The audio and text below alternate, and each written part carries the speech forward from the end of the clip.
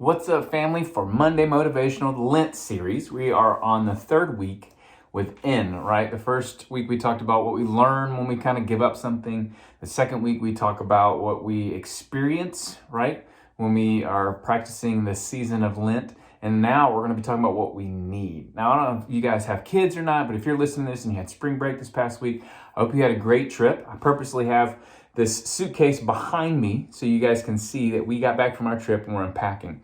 And I have this pet peeve of mine. For whatever reason, when we pack up, I always load up all the things that I think we might need, right? Just in case. Like if there's a tennis court, I should bring a tennis racket. If there's a golf course, should I bring a club? If there's a disc golf course, should I bring a disc? And so I end up packing all these things and my bag becomes too full with too much. And depending on what you're going through, that's unnecessary. So when you come home and you unpack, even in your clothes, you start realizing all the things that you packed that you didn't need.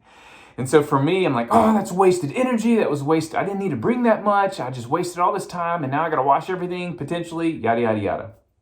So it got me thinking about this. When we go through Lent season, we give something up.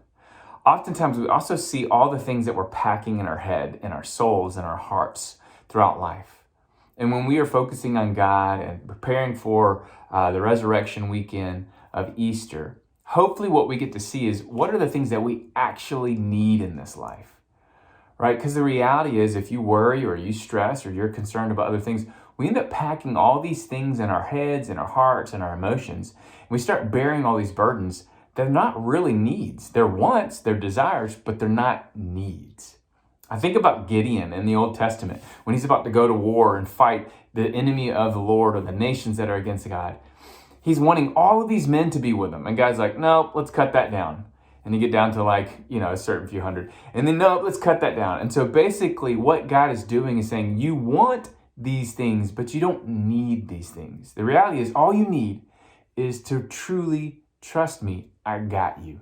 I think of this psalm. I'm going to look down real quick and read this. It's in Psalm, I think it's 16, verse 5 through 11. It says, no, the Lord is all I need. He takes care of me. My share in life has been pleasant. My part has been beautiful. I praise the Lord because he advises me. Even at night, I feel his leading. I keep the Lord before me always because he is close by my side. I will not be hurt.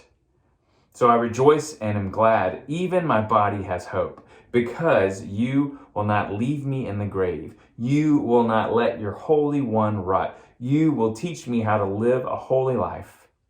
Being with you will fill me with joy. At your right hand, I will find pleasure forever. You see, when I read this verse and I think about what we need during the Lent season, there's a lot of things we pack our hearts and our souls with, guys, just like that suitcase when we're going on trips, that in the end, when we look back, we go, I didn't need any of that.